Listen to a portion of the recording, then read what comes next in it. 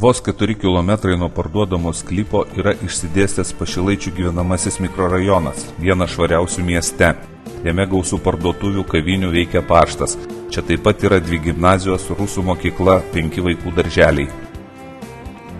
Vykti parduodamą sklypą geriausiai pro Pašilaičių gyvenamajame mikrorajone esančią parduotuvę Maxima ir čia pat esantį transporto žiedą. Nors pasiekti jį galima per Tarandę ar Avižienius. Iš žiedo 32 autobuso maršrutu, kuris veda į Gineitiškes, pro linksmąjį kvartalą Gineitiškių gatve vykstame link sklypo. Greitų laikų, kaip numatyta Vilniaus bendrajame plane, šioje vietoje susisiekimo patogumui bus įrengta Pavilnionių gatvė, kuri tiesiogiai sujungs Gineitiškių gatvę su Ukmergės plentu. Praeisantis maždaug šioje vietoje vakarinis Vilniaus aplinkelis turi dar labiau pagerinti ir palengvinti privažiavimą prie parduodamo sklypo. Pravažiavus nuo transporto žiedo vos porą kilometrų, privažiuojame Gineitiškių ežerą. Šis ežeras nors ir nedidelis, tačiau gražus ir švarus.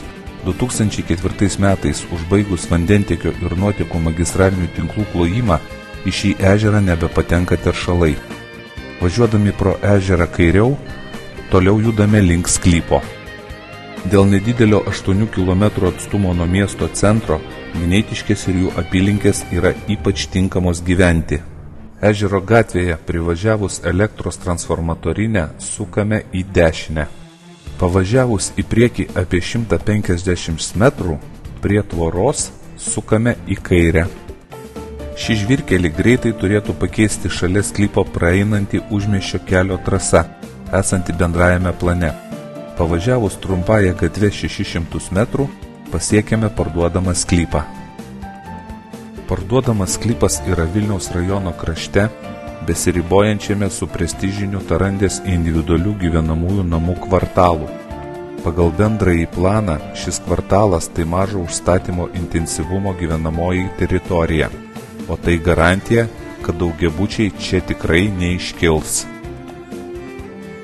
Šio sklypo naudojimo pobūdis mažaaukščių gyvenamųjų namų statyba. Sklypas suformuotas atliekant kadastinius matavimus. Jis erdvus, sklypo plotas 22 arai.